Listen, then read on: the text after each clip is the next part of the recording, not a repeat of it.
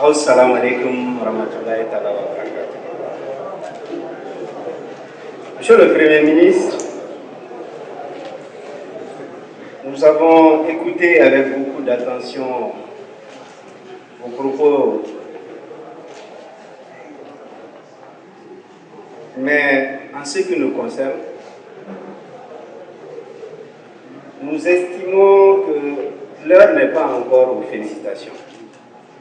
Nous allions attendre la fin de la transition pour revenir dessus, mais plutôt au constat.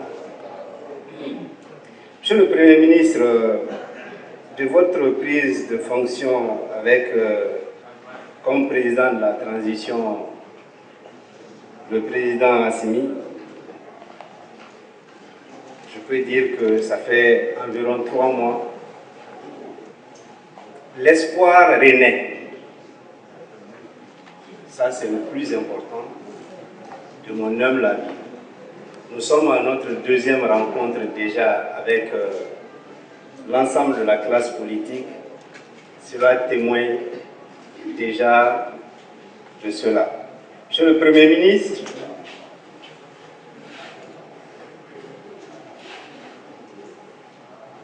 la suspension de la Constitution, je vais en venir parce que j'ai souvent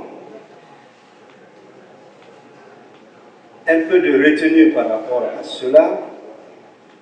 Vous avez énuméré pas mal de sujets, mais il y a ce que nous appelons le fameux référendum. Nous avons parlé de pas mal de choses, mais je pense que si la Constitution avait été suspendue et que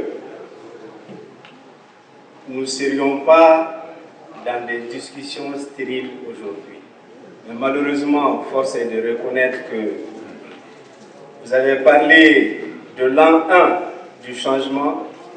Moi, je parlerai plutôt des 3 mois du changement. Des 3 mois du changement, parce que les 9 mois écoulés se sont faits en ce qui nous concerne au niveau, en tout cas, du pôle politique du consensus. Nous considérons comme quoi c'était de la continuité. Monsieur le Premier ministre a écouté la salle.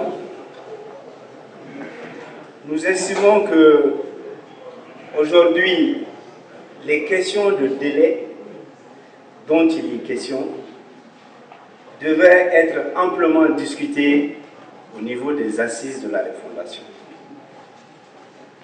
La bonne intelligence voudrait que ce planning, avec la participation de l'ensemble des forces vives de la nation et de l'ensemble de la classe politique, que nous convenions d'un calendrier réel, réalisable par rapport à ce que les Maliens souhaiteraient que la transition soit.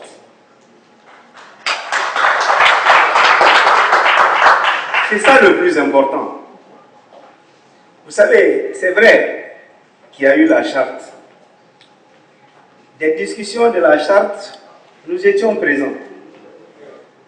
Mais il ne me revient pas dans l'esprit, jusqu'à preuve du contraire, que certainement d'autres grands défenseurs des relations internationales peut-être pourront le démontrer dans cette salle, qu'il y avait été question de 18 mois pour parachever toutes les ambitions que le peuple malien avait portées sur la place publique.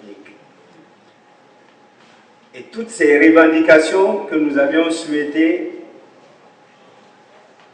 à l'époque, 18 mois, l'épée Damoclès, non, nous disions que nous ne voulons pas d'une transition bâclée. Nous ne voulons pas d'une transition bâclée.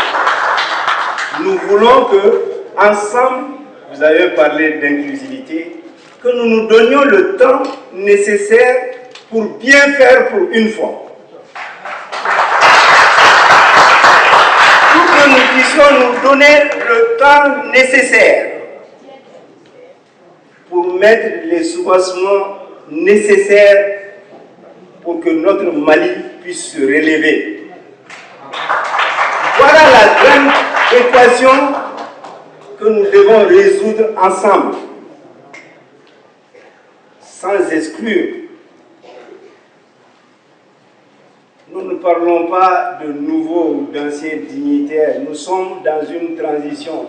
Et une transition ne doit pas transiger. Quand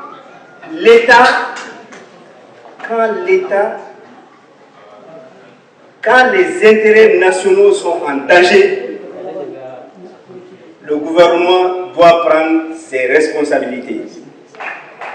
Monsieur le Premier ministre, nous avons compris que vous êtes responsable parce que vous avez tranché avec l'adhésion de la classe politique, je le dis encore, la question de l'organe unique de gestion des élections. Nous n'allons pas réouvrir le débat à ce niveau. Et nous disons que beaucoup de sujets qui n'ont pas été énumérés ici, nous devons nous préparer. Et si je dis nous, c'est l'ensemble du peuple malien. Qu'on puisse se retrouver pendant ces assises. Ce ne serait pas des assises de trop. Pour une fois, personne ne devrait être exclu du jeu, parce qu'il y va de la survie même du Mali. C'est ça le plus important. Et ces questions, nous aurons un agenda une fois. Cet agenda serait l'agenda Mali. Pas l'agenda d'un gouvernement ou d'un président de la transition ou d'un regroupement politique. Ce serait l'agenda du Mali.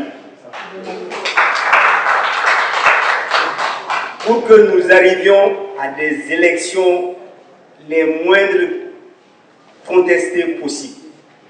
C'est ça le plus important.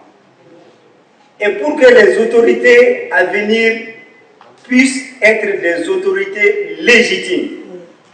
Et cette légitimité, c'est le peuple malien qui donnerait pour une fois. Nous ne voulons pas un fichier où les morts pourront voter. Nous ne voulons pas un fichier où l'élection de certaines localités se passe à Bamako ici. Nous ne voulons pas également à ce que la loi électorale actuelle, imaginez un peu, moi j'ai fait un constat. De l'avènement de la démocratie à maintenant, le fichier actuel, il est à 8 millions et quelques. Et aucun président n'a été élu encore avec 2 millions de voix, malgré toutes comment on appelle ça. Mais, bon Dieu, nous sommes dans quel pays? Pour plus de 20 millions d'habitants aujourd'hui. Nous estimons qu'il ne doit pas y avoir de Maliens laissés pour compte. Vous l'avez dit dans vos propos, et nous soutenons mordicus cette démarche que vous avez entreprise. Et nous disons également que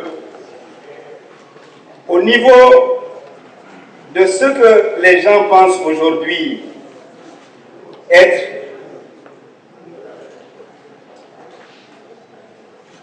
un nouvel espoir, c'est la lutte contre l'impunité. Monsieur le Premier ministre, je ne vais pas être long. Je vais dire simplement que le pôle politique du consensus se reconnaît et est membre du M5-RFP. Nos 10 points et nos 17 recommandations, nous les retrouvons dans votre PAG et nous disons que Nous allons tout mettre en œuvre pour que cela puisse réussir et dans un délai raisonnable. Je dis un délai raisonnable.